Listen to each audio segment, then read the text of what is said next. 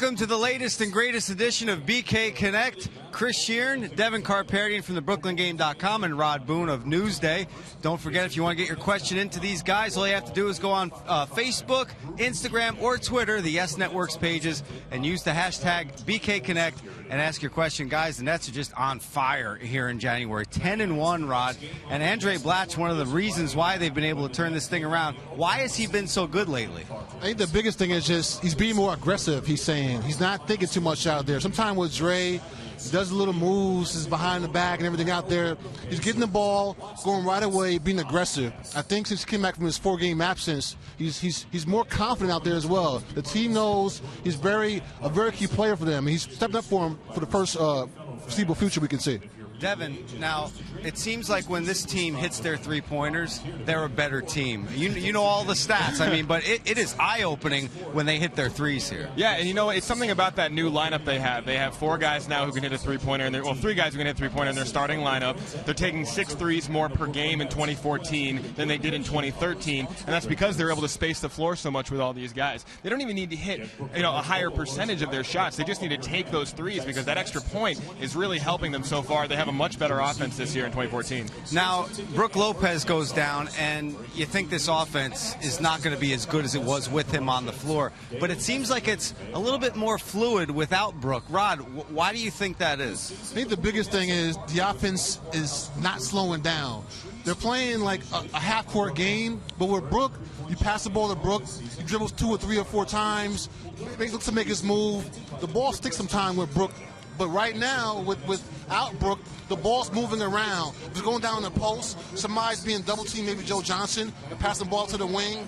They're finding open shots. I think the half-court game's been a lot better because Brook slows it down a little bit too much at times. It's a little more free-flowing, I think, with Kevin Garnett at center as opposed to Brook. With Brook, usually they have a guy getting it to him in the post. Right. Like you said, he'll try to do something. He'll be their valve to score. But with KG at center, what they can do is have him in the high post. He can swing the ball from side to side. He has much better court vision than Brook does when making those passes. He makes more passes than anyone on this team except for Sean Livingston and Darren Williams. He's like a point guard out there at the high post. So to have him there to hit those, to get guys open, has been huge for creating this offense. And sometimes with Brook, when you get the ball to him, he dribbles a lot, and the shot clock runs down to 4, 3. He has to make a play really quickly.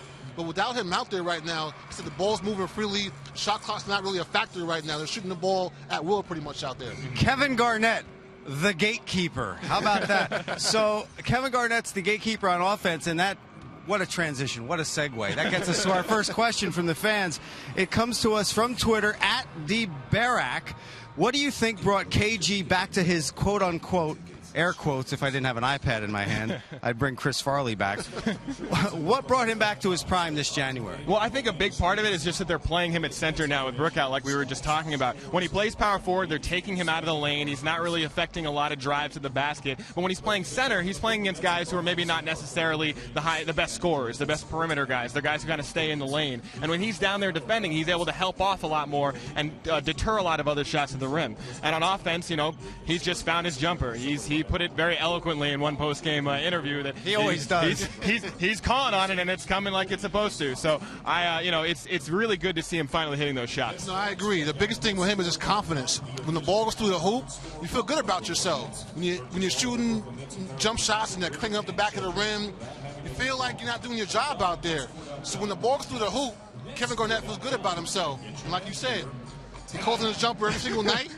He wants for it to work. He wants to pick up the phone. Right now, it's answering the phone, man. It's working for him right now. All right, I don't know what we should go with.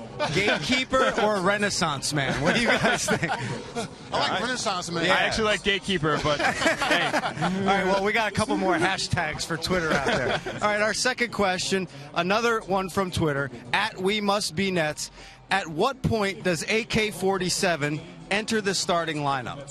I'm not the coach. I'm not going to tell Jason Kidd what he's going to do, but I don't think Andre Kirilenko's entering the starting lineup anytime soon. And let me tell you why. Because what Andre Kirilenko brings to this team, is that he can replace anybody in your starting lineup. Say Joe's struggling and Paul Pierce is doing really well. Bring in AK for Joe. Say Alan Anderson needs to rest. Bring him in for Alan Anderson. If you have AK already out there, you can't have those kind of defensive changes. You can't have those substitutions. So that's why he's crucial coming off the bench. I agree. To me, AK is a glue guy on this team.